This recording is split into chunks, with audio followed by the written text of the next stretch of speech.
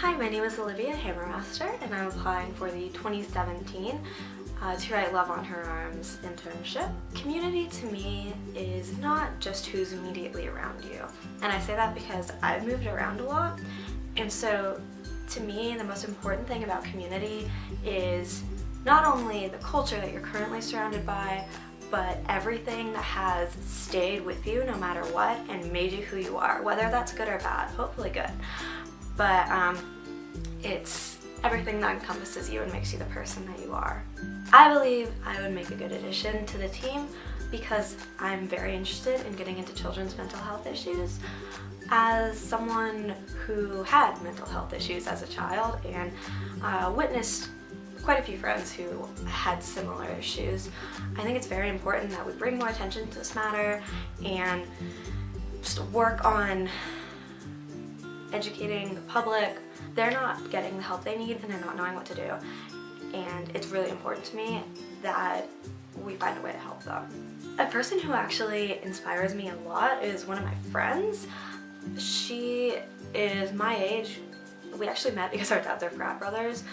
We just happen to have fairly similar personalities. We've been through a lot of similar things, and she was always just kind of one step ahead of me, you know, knew to get help before I did, and really just kind of pushed me to find healthier outlets and to make the right choices. She definitely changed me, definitely helped me so much. I try to now do the same thing for other people. I have put my story out there. It's online. I actually made a website that it is posted on if you are interested. And I just want to let people know that by sharing my story, it's okay for them to be vulnerable and to share theirs.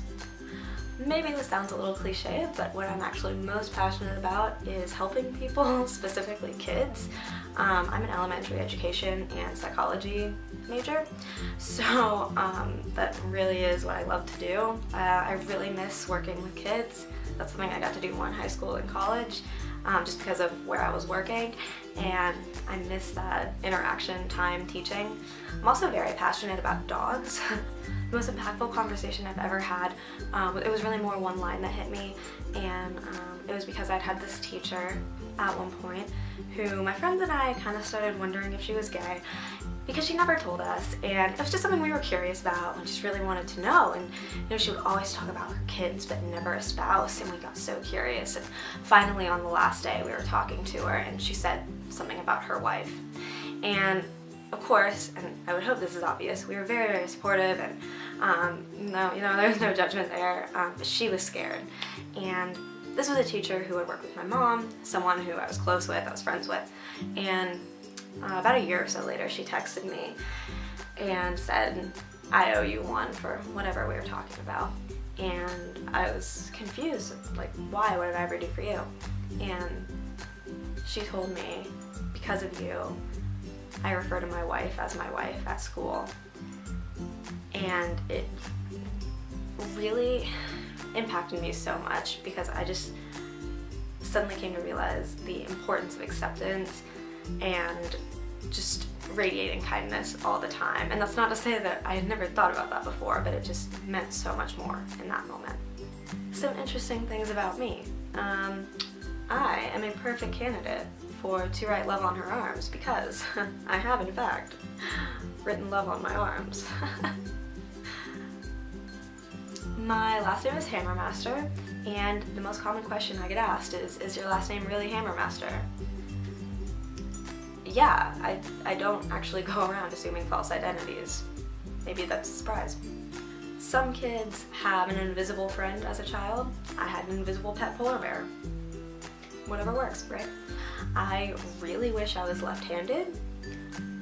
I don't really know why. It just sounds really cool, and I already sponge my writing with my right hand, so, you know, I wouldn't really be sacrificing anything.